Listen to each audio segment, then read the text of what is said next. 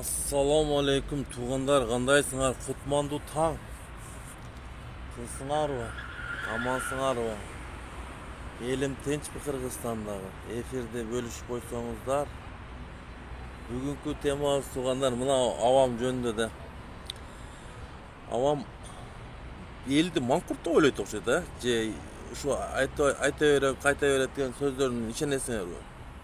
Жок, элди көрсөтүп эле алдап атат го мында. Кандай дейсиңер мына мисалы?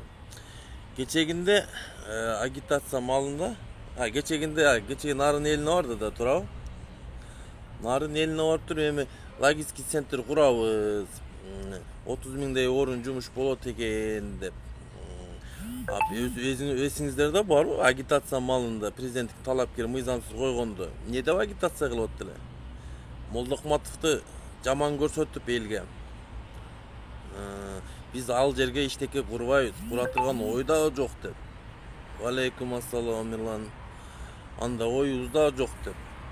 Какшытып эле алдып атат го. Кече Нарын элине барып, баягы дежурлерди коюп алыптыр деңиз. Связь со спутниками восстановлена. Дежурларды коюп алыптыр дагы. Ышкыртып атат го. 30 миң адам иштейт ол деп.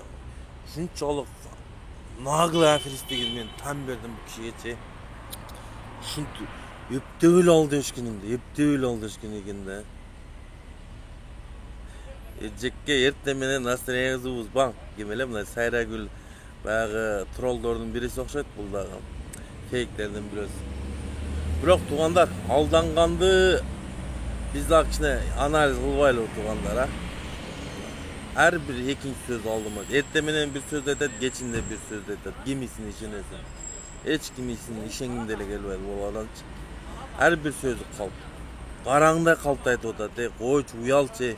Мен уялып кеттим, сен ошол жерде ышкыртып айтасың. Эми Туркменистанга кетти. Андан кийин эртең Тажикстанга барат экен. Эмне Тажикстанга чөгөлөнүп барабы эми? Баягы утулган, баягы согушта утулуп калган жак чөгөлөп барат, ошентип барабы эртең. Мен түшүнбөдүм. Тажикстанга кандай барат экен, кайсы намыз менен барат экен. Салам, медеже кандайсыз? 36 жараныбыз бейгүнөө өлдү. Жүздөгөн үйлөр күйдү. Ошончо болгондон кийин эми эртең Түркменистандан Душанбеге кетип атат, билбейм. Кандай барат? Мен мисалы бул кишинин намызы деле жок окшойт, бул кишидечи. Бул кишиде намыз деле жок. Бул кишинин баягы алдаганда эле мен бул кишини 9 ай мурун эле алдаганда эле айыны бул киши кыйратпайт деген ошондой болуп чыгып атат да туугандар. Кыйратпайт туугандар. Мына кишинин келгенден бери кылган иштери только алдайт. Кыргыз элин пиар менен алдап жүрөт да мисалы.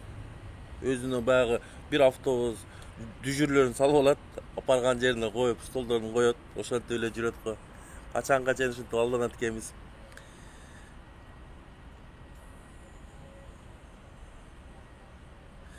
Жок, эч кимге деле караган жок. Мына отуруп ойлоном де. Ушунчалык маңкурт болуп калдыкпы дейм да кыргыз эли. Алданганын карап туруп, унчуп отурганыбызды карасаң, чыгып айтыш керек де.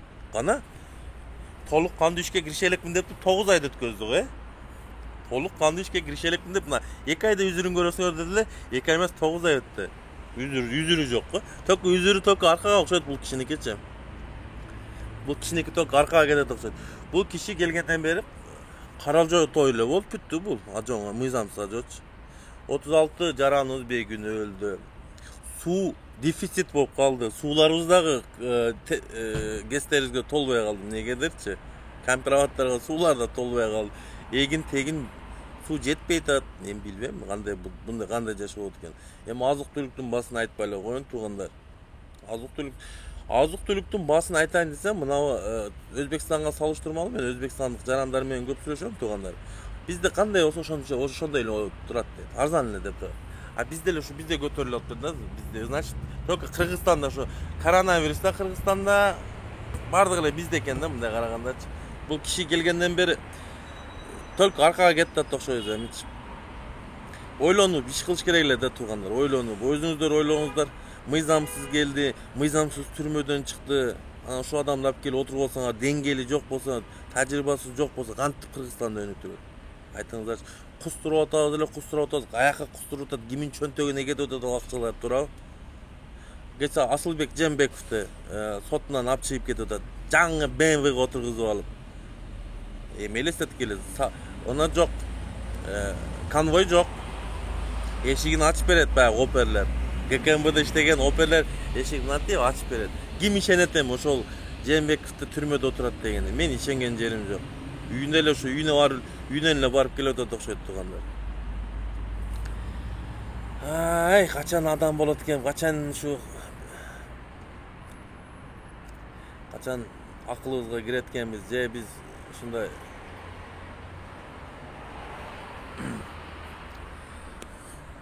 билбейм туугандар эми бул кетиште туугандар эртең күзгө барып баягы 90-жылдагы Загыр анам бар го Загыр анам ошондо жеп калабызбы деп атам да Кыргызстандачы туугандар бул кетиштечи ошондой болуп калышы мүмкүн туугандар бул элди ойлогон жок туугандар элди ойлогондо мынчалык болбойт болчу туугандар элди ойлогондо жок дегенде ушу азык түлүк продукциясын кичине арзан болмок туугандар эми бул искусственный эле көтөрүлүп атпайбы туурабы кантип эле сабиздин баасы 120 сомго чыксын элестетип көргүлө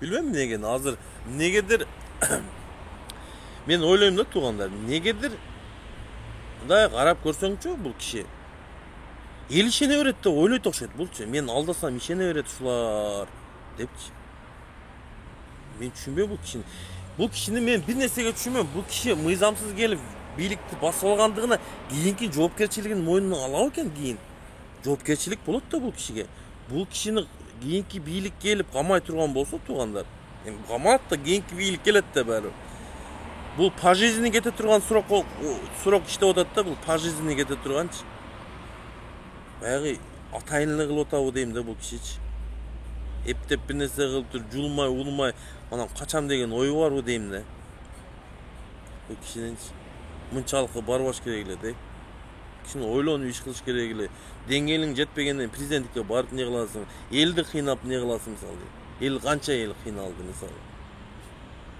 кыйналып дагы эле кыйналышып атат ушул үмүтүн ачты эле ушул Садыр Жапаров элдин үмүтүн ашырып жакшы күндөр болот деп мамлекет тондойт деп үмүттөнүп жүрдү эле үмүттөрү деле өчүп калды окшойт көбүнүнчө бирок бул мындай карап көрсөңүздөр туугандар кыргыз бул шайлоодо туугандар бир 79% деп атат ошо 79%тин канча населениеден мындай санап чыксак бир 1 миллиондун арак бир жагы мындай шайлоо 1 миллионго жетпеген адам шайлаптыр да туугандар өзү бизде 3 миллион 500 миң адам шайлоо укугу бар экен адамдардачы ошончо адам шайлоо укугу бар экен ошонун 1 миллионго жетпегенин шайласа бул шайлоо ол өттү деп бол эсептелбейт да туугандар анан бунун мыйзамсыз баргандыгы туугандар шайлоого мыйзамсыздыгы баргандыгы президенттикти тапшырып туруп иону премьер-министрди тапшырбай баргандыгы туугандар бул жерде баягындай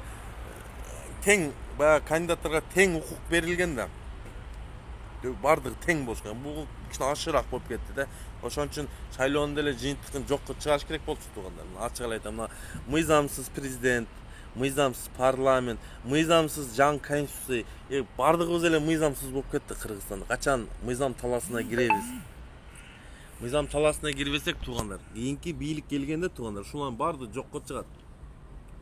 жокко чыгат азыркы чыккан конституциясын жаңы конституция кабыл алганда жокко чыккан депутаттардан чыгарган ошо 28-октябрдан биягы полный жокко чыгат 6-октябрдан биягы жокко чыгат себеби туугандар бул нерсе жөн калып кетпейт да кайсы бийлик келбесин Адахан Кимсанбаевич келеби башкасы келеби дагы башкасы келеби кимиси келбесин бийликке бул сөзсүз жокко чыгат мен ошого сизге ишендирип кетейин жокко чыгат себеби баардыгы эле сезип турат баардыгы эле билип турат азыр убактылуу бунун колунда бийлик бар, мыйзамсыз болсо да бийлик бар. Ошон үчүн көбү коркушу унчукпай отурат да. Убагы келет туугандар. Мына бизге окшогондор чындыкты айтып, өз убагында айтып алгандар. Биз кийин бунун айдаган кууп чыгат го, бул же кууп чыгат, же өзү кеткенден кийин сразу эле батырлар чыгат, ошол жерден эле отуруп алып батырлар чыгат. Биз ошон убагында айтып жүрдүк эле депчи. Айтпаса деле ошондо чыгышат бардыгычы. Жанында жүргөндөр эле чыгат ошондочу. Ошондой мыйзамсыз келип калды деп өздөрү айта чыгат. Ошондо көрөсүздөр. Ошон менин азыркы сөзүмү кийин салыштырып ошо күн келет дем. Жакын арада келип калат дем. Качан келгенин Кудай билет. Бирок жакын арада да. Күз дейбизби, күздүн аягы дейбизби, күздүн башы дейбиз, ушу эми келет да бир күнү. Кийин айтасыздар. Ошондой болгондон кийин айтасыздар. Баягы бизде билесиздер да. Кеткенден кийин анан батырлар чыгат. Ага чейин унчукпай баягы гымый отуруп берет, кыйтыр болупчу. Себеби ошо жашоого көнүп калышкан да. Кайсы бийлик келбесе ошо бийликтин музыкасын тансага түшөт дагы, бийлик кеткенден жамандай башташат. Бизге окшогон чынчыл сыртта жүргөн чыныгы жарандар, Кыргызстандын жарандары, бетин айтканда кийин калып кетебиз. Баягы айтат го, не деп коет? Революцияны ойлогондор генийлер ойлойт. Фанаттар ишке ашырат дейт. Анан шакалдар үзүрүн көрөт дейт го. Ошондой да туугандар өзүчө. Генийлер ойлоп табат. Фанаттар ишке ашырат. Анан шакалдар кечегиндей эле болду ошо. Кече ошол жерде эл алып берди бийликти, мыйзамсыз бийликти Садыр Жапаров алып берди. Үзүрүн кимдер көрүп атат? Шакалдар көрүп атат. Настоящий шакалдар көрүп атат. Чыныгы шакалдар. Ассаламу алейкум. Эми ойлонуш керек туугандар. Ойлонбосо, ойлонгонго деле бул Садыр Жапаровдун убакыты деле жок туугандар. Результатты көрсөтөм десе көрсөтүш керек эле, көрсөтө албайт туугандар. Мен ачык айтайын, колдон да келбейт. Көрсөтөйүн десе деле, иштейм десе деле, бул билбейм бул киши же жанындагы кеңешчилерин нито, же өзүнүн акылы параметрси мынча анчалык эмес, же түшүнбөйт, же эми түшүнбөйм да бул кишиге, мен билбейм мен. Канчага чейин кыргыз элин кыйнат экен, эми убакыт көрсөтөт, бирок мындай кетиштеп туугандар, алыска барбайт. Алыска барбайт, бир ашып кетсе, мына ошол күздүн арак бер жагы да. Мен эми өзүмдүн анализим, жеке оюм айтып атам туугандар. Бул кетиштен билбейм туугандар, мен деле айта албайм эми. Мына бизге окшогондор мигранттар жүрөт сыртта, дагы 30 жыл, дагы 40 жыл жүрөт окшойбуз сыртта миграциядачы. Мындай бийлик менен жүрүштөчү. Не кылабыз эми? Айла жок, 36 жараныбыз өлдү бейгүнү. Кымбатчылык, карыз турат 5 миллиард болуп. Билбейм, бул ар эле мамлекетке болуп атат, же бир мамлекетте бар, бир инвестиция алып келбейт, же акча мындай бизнесмендер татпайт. Бирок үмүт өчө элек туугандар, үмүт өчпөйт. Үмүт өчпөйт го, бирок айтып коерум да. Ойлонуп иш кылсак экен деп, ойлонуп. Баягы эмне деп коет, сөз бар го. Адилетсиздик нерсени көрүп турсаң, ошону токтотконго аракет кыл дейт. Кандай күч аракет кылсаң дагы эми кудуретиң жетпесе, алың жетпес, сөз менен жок дегенде сөз менен. Эми азыр ушул кудурети сөзгө жетип атат, ушул сөз менен. Эми айлабыз жок да, эмне кылабыз? Эл да тараза деп коет, бирок эл тараза менен азыр Кыргызстанды баягы фейктер деле өнүп калды да. Фейктер менен эле жашап калышты элдерчи. Фейк. Ар бир чиновниктин өзүнүн фейктери бар, командалары бар.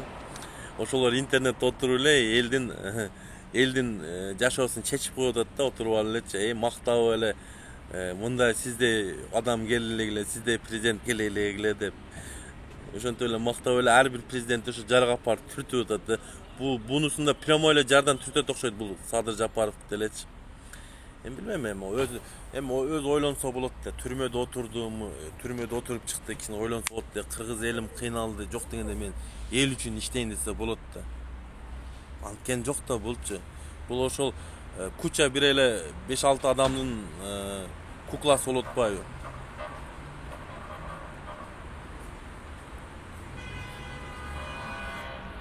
Туғандарым, мен мәйлем, уақыт көрсетеді, бірақ уақыт көрсетпей, уақыт алдырып отырсыз да туғандар, уақыт алдырып отырсыз. Уақыт алдырып жатасыз туғандар. Мен білмеймін азыр. Бұл азыр ертең Тәжікстанға барса, баяғы өзі кішіне мынандай абыройы бар эле, кішіне мындай. Ниже плюнтуста кішіне абыройы бар эле, бір жолы ниже плюнтуста чөткө абыройы ертең Тәжікстанға бара турган болса, ошо отурган кеңешчиси эле бир кичине крышасы кеткен бир мээси тайкы чын мээси тайкы кеңешчилери бар окшойт. Билбейм мен буларды. Айтканча кеңешчиси баягы Сабиров да Алишер ким эле? Эмне деген Сабиров эле? Барып кел, Тажикстанга барып кел деген окшойт. Барып. Эми биз кыргыз эли эмне кылышыбыз керек айтайынбы туугандар? Президент тандашты үйрөнүшүбүз керек экен туугандар. Баягы мимо проходящий жуликтерди алып келип кое бербейик кичине. Мындай караганда чыныгы жулик экен да, мындай карап көрсөң, мошенник, аферист. Мен ошентип эле сезип калдым бу кишини. Ошентип эле сезип атам. Ошо 9 ай мурун кандай сезсем, ошондой эле сезип атам. Ушундай болушун эле билген окшойм мен. Ошон үчүн ошо малды эле баштап, койгула кыргыз элим адашпайлы. Мына көрүп атасыңар, бул түрмөдөн кече жакында эле чыкты. Түрмөдө отурган адам кандай президент болсун деп. 2 жол соттолгон адам, жогорку соттун өкүмү күчүндө турган адам. Анан бир райондук соттун күчү бир түндө бир райондук соту менен актап кой. Онусу да частично актаганы бул. Туура кандай болуп калды дейм да. Аллахымдын көнүн акча ашсын, жаманбы, жакшымы падыша эмес туугандар.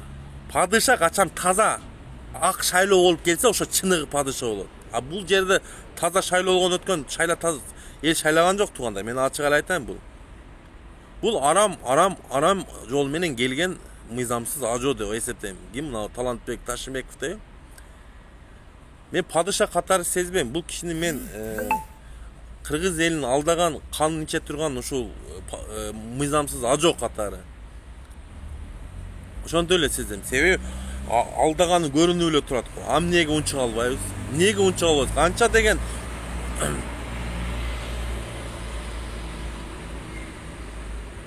менин сөзүмү контрол кылбаймбы? Мен өз жеке өзүмүн пикирими айтып атам. Ага силер колдойсуңар, мага жок. Мен жеке өзүмүн оюмду айтып атам сиздергечи. Бул Кудайдан келген нерсе жок. Бул арам жол менен келген адам. Арам менен адалды айырмалап адам деп элестетсең, казино арактан адалыраак деп жүргөн адам деп элестетип көргүлө өзүңөр. Эми ал жеке өзүңөрдүн ишиңер дем, Талантбек, өзүңөр. Сен билбей туруп эле онтип сүйлөгөнүң туура эмес. Может, жакшы адамдырмын, каяктан билесиң? Бирок абаңардан көрүп жакшы адаммын да, ачык эле айтам, бул абаңарга мен тан бердим. Только алдайт экен да.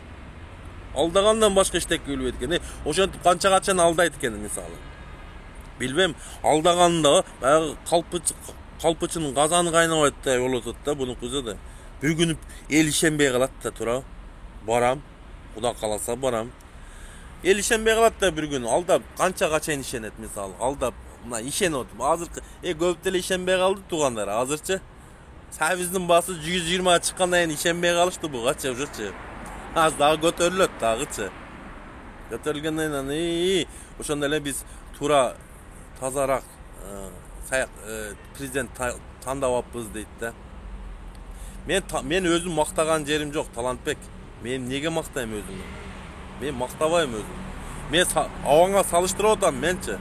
Жок дегенде абаңга окшоп түрмөдө 2 жолу мындай осужденный эмесмин жок дегенде деп атам менчи. Абаң 2 жолу отуруп чыкты го, ошону айтып атам менчи. Бизде 46 сом. 50 сом багы эски сервистер, жаңылар бир 70-60 сом болсо керек.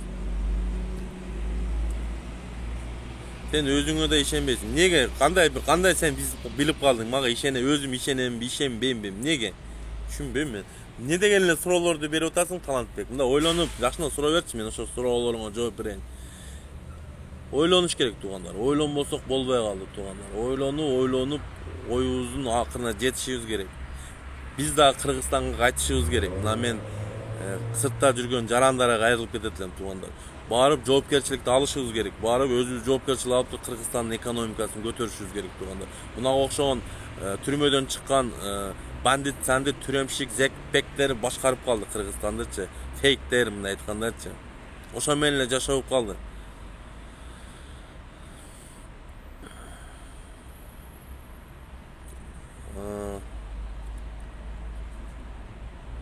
Талайбек Өзгөнбай эмне деген көчүп калдым. Мен бүтүн Кыргызстан партиясына мүчө болдум, ошол эле. Бүтүн Кыргызстан партиясына мүчө болдум, ошол. Адам жакшы жагын көрбөйт экен. Мен жакшы жагын көрөйүн дейм, бирок алдаганга жаным, элди алдаганына мен жиним келип атат да. Неге элди алдайт? Барып аялын, Айгүл жеңебизди алдасын, балдарын алдасын. Элди алдап не кылат? Элде эмне күнөө? Элди алдап не кылат? Элдин алдаштын неге? Анан туугандар, мына Ош шаарында Куда кааласа бүтүн Кыргызстан партиясы жергиликтүү кеңеште партия жергиликтүү кеңешке катышыптыр. Ошол партияга добушуңуздарды берип кеткениңиздерди суранам туугандар. Мен да Ош жергесинен болом. Ош шаарынын тургуну болом. Ошол рахмат Курмангазы, рахмат. Ошол партияга добушуңуздарды берсеңиздер, Куда кааласа бүтүн Кыргызстан партиясы келип калса туугандар. Мына бизде, мына бүтүн Кыргызстан партиясынын бизде дух бар. Бизде саясий эрк бар. Мына бүтүн Кыргызстан партиясында саясий эрк бар туугандар. Ошол Ош шаарындагы бардык көйгөйлөрдү чечет туугандар. Ошо депутаттар биздин партиядан, ошол биздин коллега, ошо партиялаштар өтүп калса, Куда кааласа, Ош шаарынын өнүгүүгө түшөт туугандар. Ошол бир эле ошол партияны шайлап берсеңиздер, бир жок дегенде бир 30 мандат алып берсеңиз Ош шаарынан, Ош шаары өнүгүү жолуна түшөт туугандар.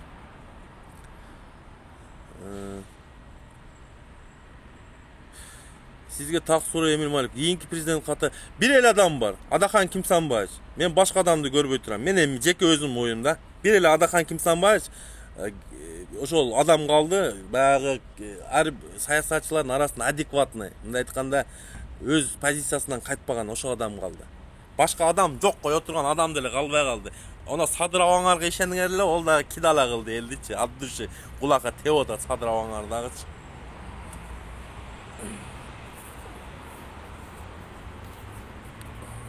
Эми эмне кыласыңар? Эми шайлаган адамыңар акылы мээси жетпесе, бир нерсе кылайын десе, иштейин десе, тажрыйбасы жок болсо, эмне кылсын эми? Өзү мен билбейм бул киши эмне кылат экен. Бул киши өзү көп нерсени обещать этип койбоду. 2 айдан кийин үзүрүн көрөсүңөр деп туруп, анан 1 жылга өттү. 1 жылдан кийин дагы үзүр конкретно өнүгүү жолуна чөттү да 1 жылдан кийин 5 жылга өттү. Ошентип, эртең 5 жыл өткөн, эми 5 жылга жүрө, 5 жылга чейин отурабы экен, эми Кудай билет эми. Эми ашып кетсе да отпаймынбы? Эл, мен сиздерге айтып кетейин. Эл ашып кетсе мына күзгө чейин чыдайт. Күздөн кийин азыркы алып келгендер өздөрү сопровождать этип коёбу. Же бир жерге барып, мурдагы ордуна алып барып катасына киргизип коёбу. Эл чечет да мындай, өзүңөр ойлоп көргүлө туугандар. Бул кетиште туугандар, бул кетиште ошондой эле. Туугандар. Мен башка көрбөй турам бул киши мен билбейм эми. Бул ошо бир нерсеси калды, ушу путешествие кылып жүргөнү калат эми ошол. Россияга барды, Өзбекстанга барды, Түркменистанга барды, Турцияга барды, эртең Тажикстанга барган болот. Кытайга барат десем, Кытай ошо менен общий баягы срок бүтөт экен да, мындай ашып кетсечи. Ошол эми баягы Кыргыз мамлекетинин мүлктөрү бар, ошол саткан болуп кетет деп калышы мүмкүн азыр. Баягы сатабыз деп белет беле. Ошол сатышы мүмкүн. Чөнтөктү уруп атат да, баягы кустуруп атабыз дегендер ушу Садыр Абам чөнтөгүнө кетип атат, берки Таша акамын чөнтөгүнө кетип атат. Менин көзүм ачык эмес. Эми мен жеке өзүм анализим чыгарып атам да, жеке оюм, пикирим айтып атам сиздергечи. Мен бирок ушундай болушун билгем да. Бул киши алып кете албайт деп элечи. Ошол эле туугандар. Эми ойлонуш керек. Ойлонбосок туугандар, мына 6-чы президент мисалычы, мыйзамсыз болсо да 6-чы президент болду да. Мыйзамсыз болсо да. Эми ойлонбосок эми кеч болуп кетелик да, ойлонуп кыргыз мамлекетинин целостностун деп коебу, баягы эгемендүүлүгүн сактап калышыбыз керек. Ошол бүтүн Кыргызстан жерин сактап калганга аракет кылышыбыз керек. Бул кетиште бул Садыр Жапаров көп жерден бүтүндүгүн жок кылып коюшу мүмкүн да.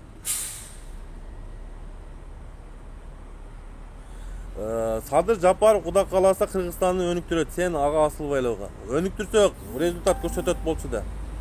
Ош шаарынан болом менчи, Алтынбек. Ош шаарынан болом. Мен ол болбой калып, мен жеке өзүм анализим чыгарып атам го. Мен болот деген жокмун, жеке өзүм анализим сиздерге айтып берип атам. Түшүнүп атасыңбы? Макена, мака. Ошого окшогон фейктер кирип сурай берет да. Точно айтың. Эми путешественник ат койгон, коргошууну ат койгонот, аты эле көбөйүп кетти деп өзүңөрдө. Насышынный аты эле көбөйүп кетти. Тюремщик, зек аты эле көбөйүп кетти. Коргошууну, аферист, мошенник, жулик аты эле көбөйүп кетти туугандар. Мен билбейм бул адамдын.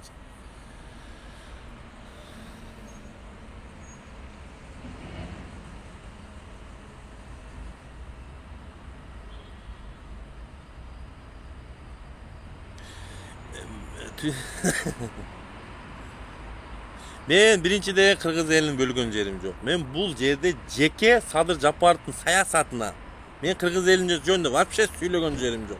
Мен саясатын пикир айтып атам, саясаты боюнча пикирим айтып кетип атам. Саясаты боюнча. Мен вообще бу жерде мен түшүнбөйм, бу жерде отуруп алгандарчы. Эми иште албай атат, аны моюнга алышыбыз керек да. Эмне? Иштеки кыл албай атат го, туурабы? Колдон эмне келип атат? Только убытка. Только аркага кетип атабыз туугандар. Аркага. Алдыга жок иштеки, жок. Көрүнбөйт иштеки туугандар. Мен айтып атпаймынбы? 10 жолу конституция, 100 жолу конституцияны өзгөртүп, 200 жыл срок берсек деле ошол баягы эмне деп коет? Карганы шумкар деп, качырды тулпар деп. Ошо качыр тулпар болбойт туугандар. Ошону сезсеңер, баягы бала боло турган кичинекейинен болот го мындай. Бул андай эмес, бул лидер эмес деп атам го туугандар. Буну зордуктук эле алып келип коюп коюшту, ошол ким менен келишимге басачы туугандар. Аны ачык эле айтыш керек да. Мен бүтүн Кыргызстан партиясына мүчө болсом, кимди колдойм? Бүтүн Кыргызстан партиянын лидери ким? Атакан Самбаевичти колдойм мына. Бир 10 жылдан ашып калды окшойт колдогонума. 10 жылдан ашып калды. Баягы 2011-жылы ошо баягы шайлоодо Атамбаев менен чыкканда колдой баштагам да. Ошондой эле утуп чыккан, просто жеңишти Атамбаев берип койду. Кечеги 2017-жылы жеңишти Жээнбеков берип, мынасында деле кече жеңип чыккан ол Садыр Жапаров берип койду да. Баягы таза шайлоо болбой калды туугандар. Эми Түркмен башы менен буну салыштырып алат. Түркмен башы кааласа кабыл алат, кааласа кабыл албайт. Керек болсо премьер-министрлер жөнөтүлүшү мүмкүн. Мен билбейм, эми өзү билет да. Эми эмнеге барды Түркменияга түшүнбөйсүң. Одан көрө мына проблемаларды чечсе, Кыргызстандагы проблемалар. Ана эмне катын болуп атам сага, Келдибек. Ойлонуп сүйлөчү. Эркек экен үчүн абаң зе экенин айтып атам да, эркек үчүн айтабы? Чын да. Эми болгон акты ак деш керек, караны кара деш керек, зекти зек деш керек. А эмне деш керек? Мыйзамсызды мыйзамсыз деш керек. А эмне деп айтыш керек? Айтып калчы. Ар бир нерсенин өзүнүн сөзү бар да, аты бар, сөз аты бар, туурабы? Мисалы, адалды адал деш керек, арамды арам деш керек, эмне деш керек? Качырды качыр деш керек, тулпарды тулпар деш керек эми.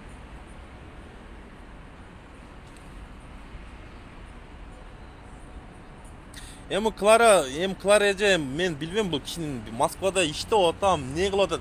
Иши деле белгисиз. Бу жерде бул кайсы посол келет? Вообще кыргыз элине кызыкчылыгы да жок бул посольствонунчу. Элге бир жардамы тийбейт. Ачык айтам, мынабу жүк груз 200 деп коет. Садыр Жапаров эмне дедиле? Мыйзамсыз президент. Мамлекеттин эсебинен болот. Аяктан кыргыз эли акча чогултуп, өзүбүз эле дагы эле эл чогултуп, груз 200 акча элдер чогултуп эле салып атат. Посольство жардам берген жери жок.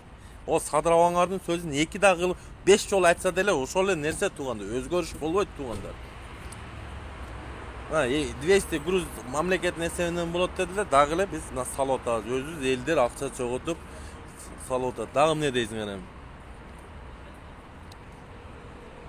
Мен жамандаган жерим жок. Кандай жаманда? Бул критика деп коет туугандар. Саясат. Мен жеке өзүнүн асылган жерим жок да. Мен саясатка асылып атам. Туугандар, саясатын айтып атам. Туура эмес саясат жүргүзүп атат. Акылы кем экен деп атам. Тажрыйбасы жок экен деп атам. Дагы эмне дейин? Бул жаманды мен же Садыр Жапаровдун жеке ынасын асылып атам. Аброюна шек келтирген. Мен саясатын айтып атам. Мен карагылачы өзүңөр. Мен бир жеке жагына асылган жерим бар экен, бир болсо дагы айткылачы. А боптур, анда мен унчукпасам, башкасы унчукпаса, унчукпой туруп, эртең Кыргызстанды Кытайга сатып берсе, унчукпой отура бергиле анда. Ошого кетип атпайбы мына? Азыр логистика, Жээнбековдун маалында логистик центрди курдурбайбыз деп эл чыкпады беле. Нарын эли. Туурабы? Эми бул келип алып туруп, башта айландырып, дежурлерин отургузуп алып, онун кылып атпайбы?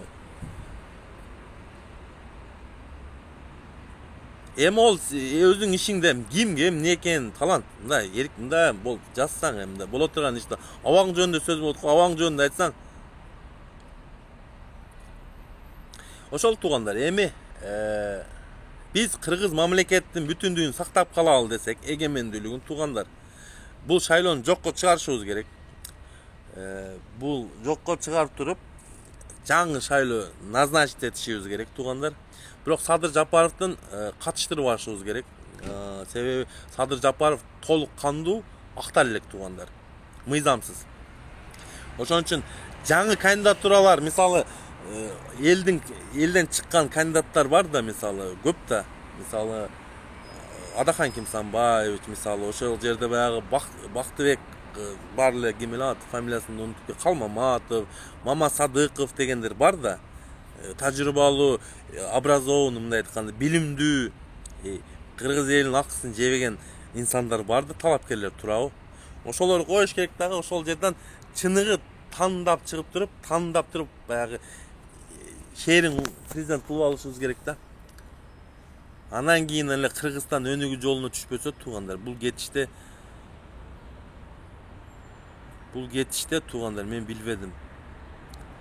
Бул кетиште туугандар бүтүндүгүбүздү жоготуп алышыбыз мүмкүн. Мына бүтүндүгүбүздү кече Баткен событиясын көрдүңүздөр да өзүңүздөр. Тажикстан Республикасы гол салып берди. Канчала деген үйлөр күйдү, 100дөн ашык. Ошол Тажикстанга агрессор катары баягы бизде бир адвокат кыз бар, юрист кыз бар эле. Ким жазса, международный сотко арыз жазса, биздин мамлекет жардам бербептир эле. Азыр ким эле?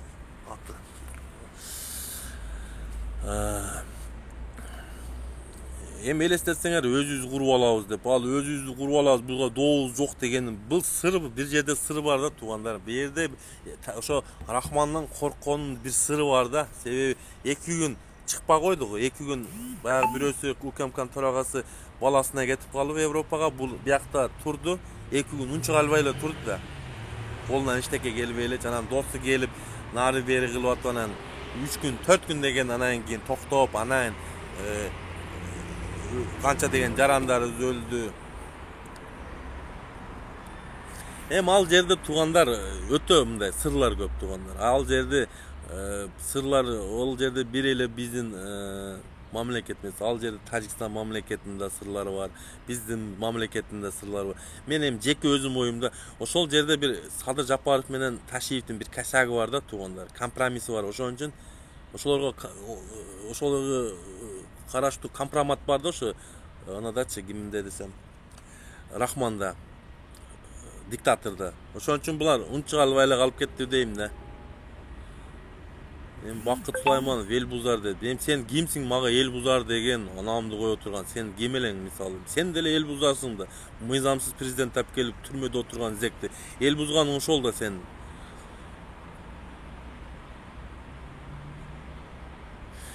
Мадумаров президент бол.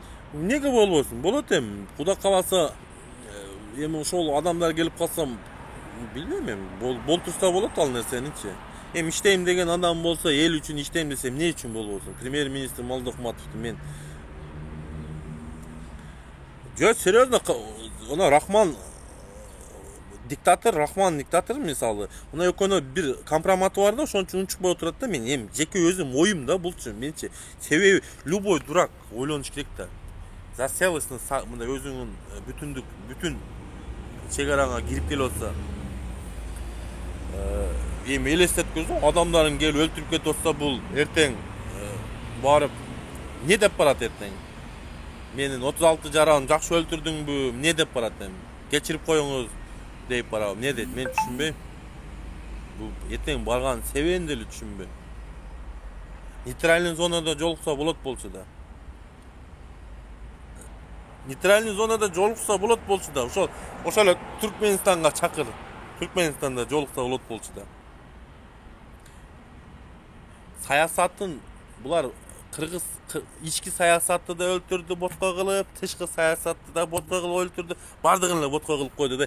Эртең жаңы келген президент деле, жаңы бийлик деле бул пушайман жейт бул келген бийлик делечи. Мисалы, Атамбаев маалында шопурлар, телохранительдер бийликке келди эле. Эсиңиздерде барбы? Бир шопуру кардинал болуп, бир телохранитель МВДга министр болуп, ошентип специалисттерди жок кылган эле. Баягы нормальный мындай специалисттерди жок кылып, ордуна телохранитель, шоферлорду алып келип, ошодон башталды да. Анан ким Жээнбеков келди, куда урук суда сөөктөр болуп кетти туугандар. Мына, эми бул келди эле достор. Бул досу прокурор, бул досу УКМКнын төрагасы, бул досу спикери. Айсы мамлекетте көрүнөр туугандар мындай нерсени. О кудасы да бир жерге, бул кудасы бул жерге. Ошону көрүп деле унчукпай отурбайбы эл, туурабы?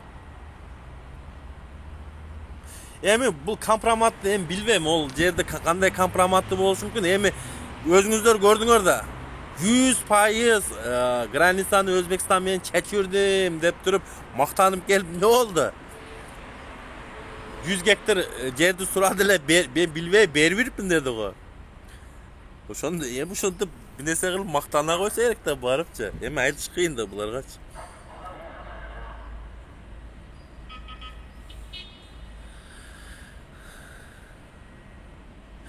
Мына жерде Алтынбек Аскаров, шарик сатпай калдым тууган. Жумушту өзгөрттүм. Шарик сатпай калдым. Эми чында эми 100 гектар жерди берип жүрүпмүн, мен билбей калыпмын деди го. Ошондой ошол жерде да билесен обещать этип койсо. Жок, мындай болду. Согуштун чыгышы мындай болду туугандар. Бул ошол чегара маселесин Өзбекстан менен чечтим деп, анан кийин Тажикстан менен да чечебиз. Варукту Душанбе менен сүйлөшпөй туруп, Варукту алмаштырабыз деп койду го. Ошолдон башталган да туугандар. Анан аз келгенс мына биздин Афер ажообуз, Африс ажообуз баары учение өткөздү туугандар. А буга Тажикстан даярданган. Була Тажикстан даярданып жүрдү да. Анан шарт деп туруп баягыны кыла койду. Ана ошентип 3 күндүк согуш болуп кетти туугандар. Бу жерде күнөөнү Тажикстандан издебеш керек. Күнөөнү өзүбүздөн издеш керек. Себеби биздеги билимсиз саясаттын, тышкы саясаттын бысын түшүнбөгөн, жагаасын түшүнбөгөн. Биздин азаматтар, эр азаматтар түздөн түз жоопкерчилик ушуларда туугандар. Убагы келет, ушул нерсеге да жооп берет туугандар. Убагы келет, ушул нерсеге да жооп берет. Түздөн түз жоопкерчилик Садыр Жапаров да ошол. УКМКнын төрагасы, министр МВД, министр иностранных дел, Тажикстандагы посол, көп адам жооп берет туугандар.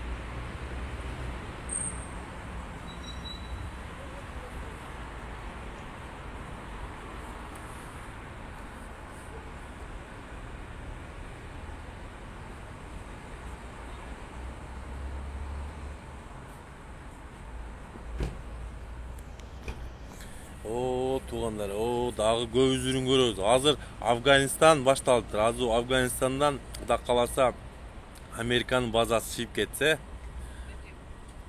Нигаруй будет, Средняя Азиягачы, Тажикстанга, Өзбекстанга чегарасын бузуп киришти го кече жакында.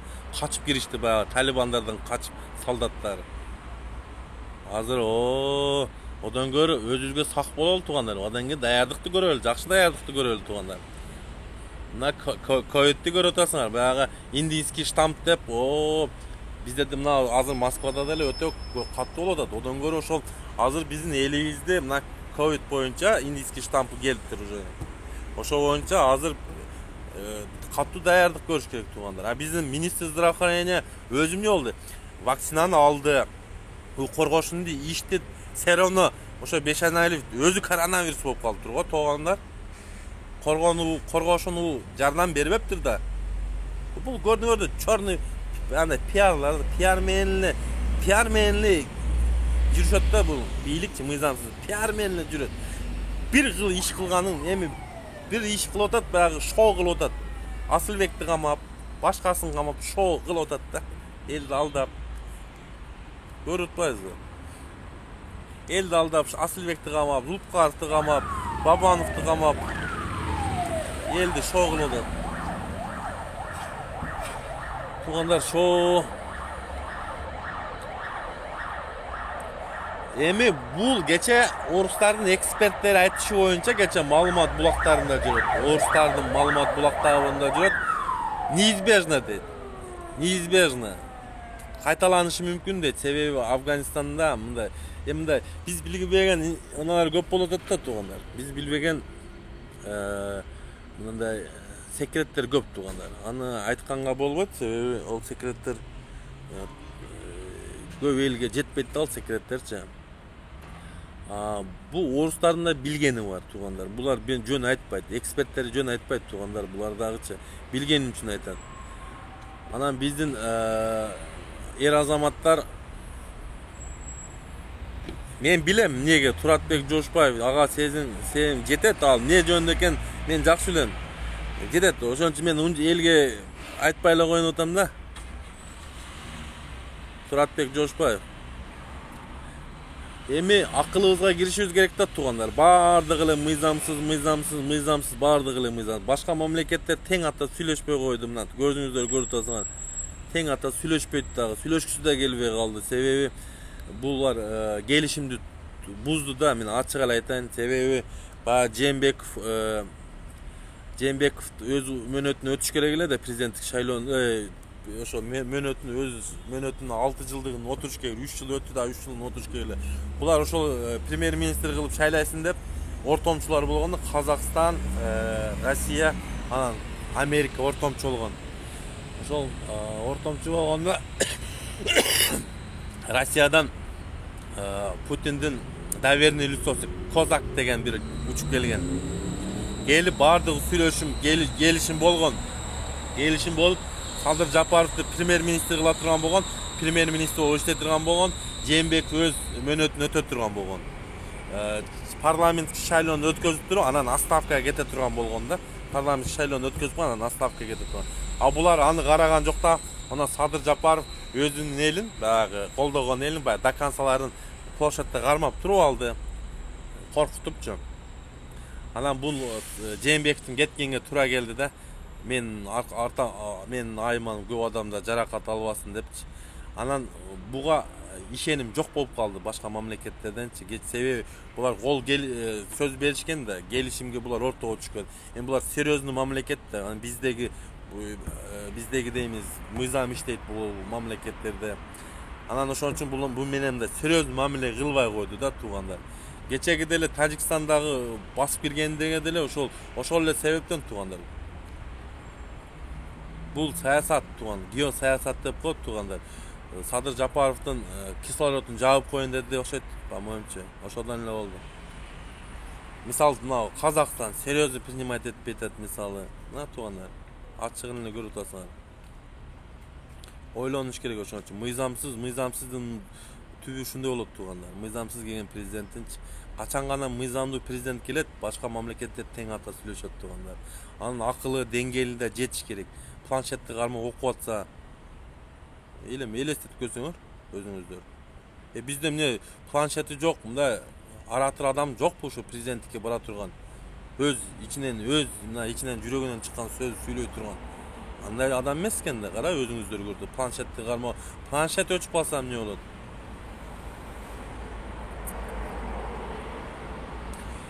Men efirdi аяқтап атып туғандар. Бардыңыздарга аманчылык.